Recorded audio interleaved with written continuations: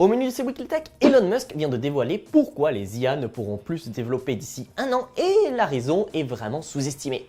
Puis bonne nouvelle, les futures cartes graphiques RTX 50 de Nvidia s'annoncent incroyables avec la nouvelle architecture de puces dédiée à l'IA.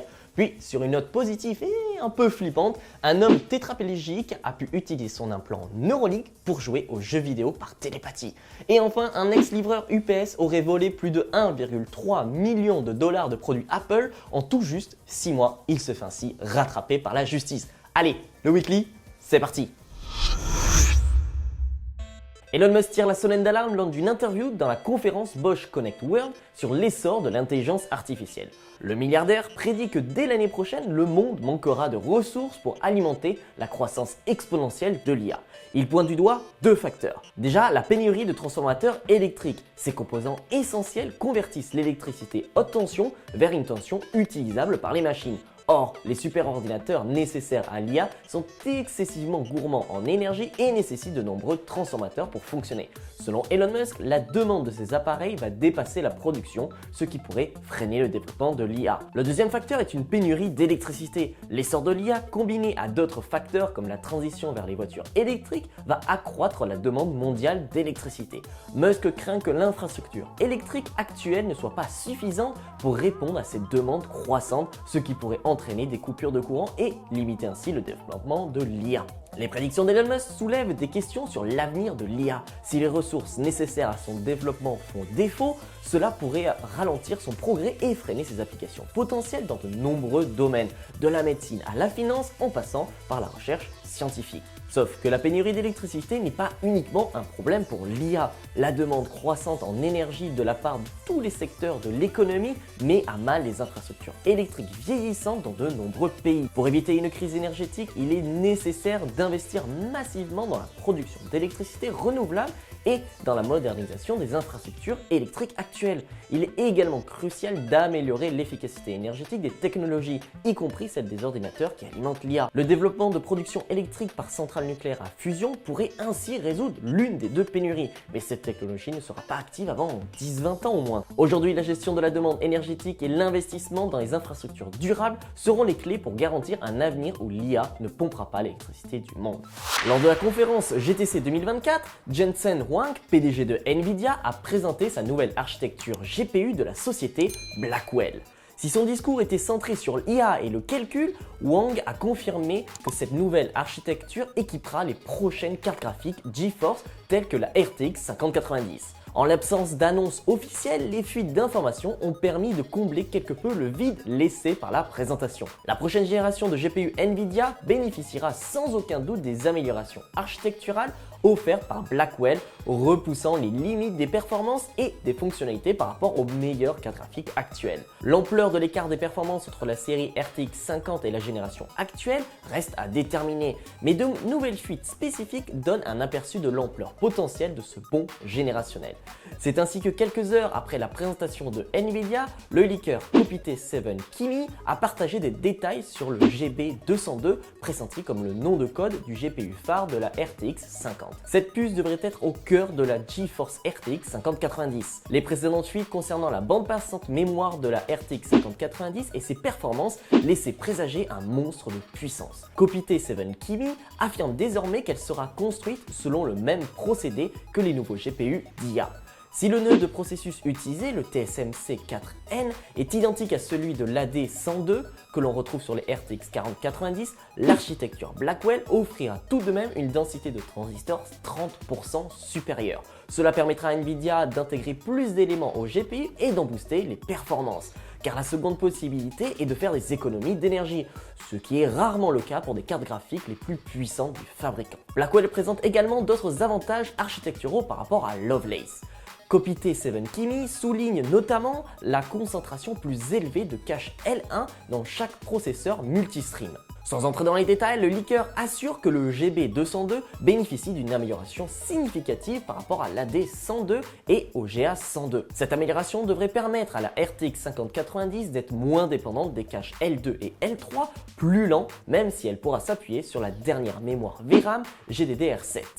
Avec la révélation des premiers GPU Blackwell, on espère que Nvidia ne tardera pas à dévoiler la date de sortie de la série RTX 50.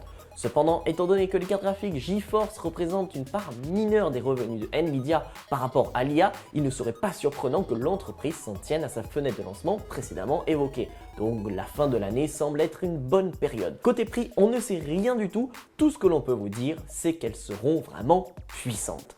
Nolan Arbo, un Américain de 29 ans, tétraplégique depuis un accident de voiture lui brisant les vertèbres C4 et C5, a fait sensation sur X. La raison, une vidéo publiée par Neuralink, la société d'Elon Musk, qui le montre en train de jouer à des jeux vidéo par la pensée. Cette prouesse technologique ouvre la voie à de nouvelles possibilités pour les personnes handicapées et soulève des questions éthiques importantes. Pour un peu de contexte, Nolan a toujours aimé jouer aux jeux vidéo, mais depuis son accident, il était contraint de les regarder de loin, incapable de manier les manettes. Il lui fallait un pad spécialisé et surtout l'assistance de ses parents constamment. Son rêve de retrouver le plaisir de jeu semblait inaccessible. C'était sans compter sur l'implant Neuralink qui lui a permis de réaliser l'impossible.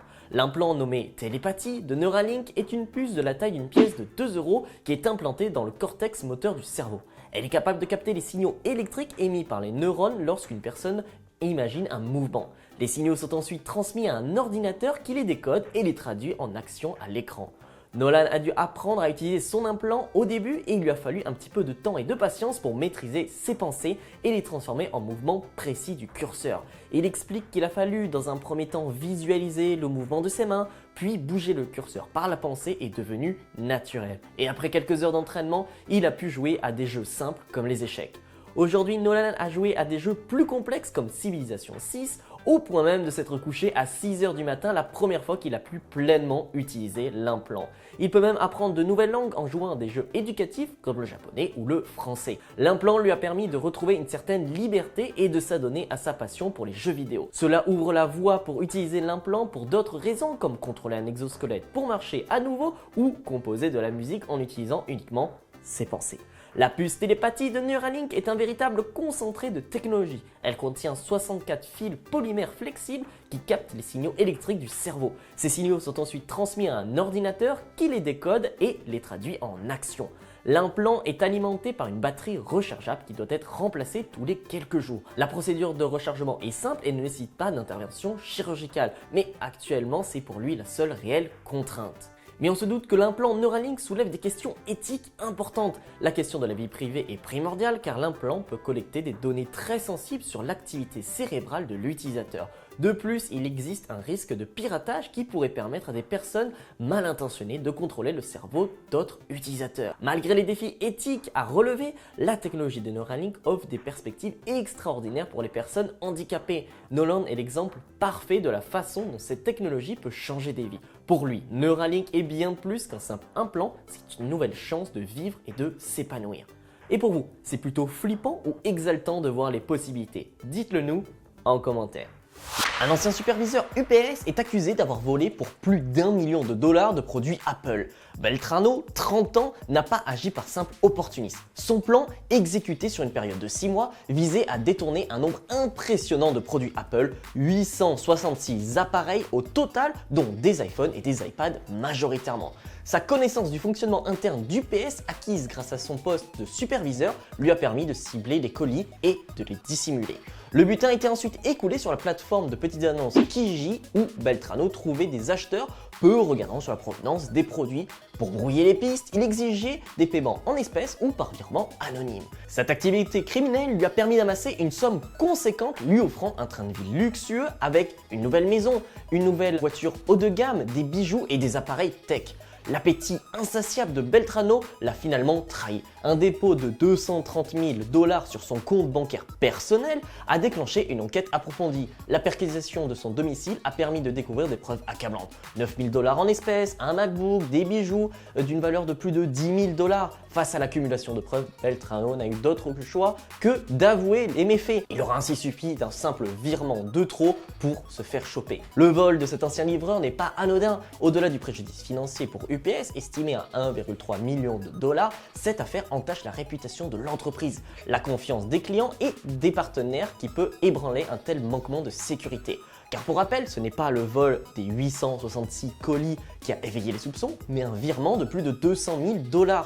Il a ainsi 4 chefs d'accusation qui peuvent lui coûter gros, car aux États-Unis, les peines sont cumulables. Il a ainsi vol de biens de plus de 5 000 $, vol de biens de moins de 5 000 $, possession de biens obtenus illégalement de plus de 5 000 $ et possession de biens issus du recel. Il encourt ainsi au total 19 ans de prison et 750 000 € d'amende maximum selon la décision de la justice. Cet incident met en lumière les failles du système de sécurité d'UPS. Des mesures de contrôle plus strictes et des technologies de surveillance sophistiquées semblent nécessaires pour prévenir de futures intrusions. La vigilance accrue du personnel est également un élément crucial pour dissuader les actes malveillants. Le cas de Beltrano n'est pas unique. Le vol de produits électroniques, en particulier des appareils Apple, est un phénomène répandu. En 2023, un réseau international de voleurs a été démantelé après avoir dérobé plus de 100 millions de dollars d'iPhone.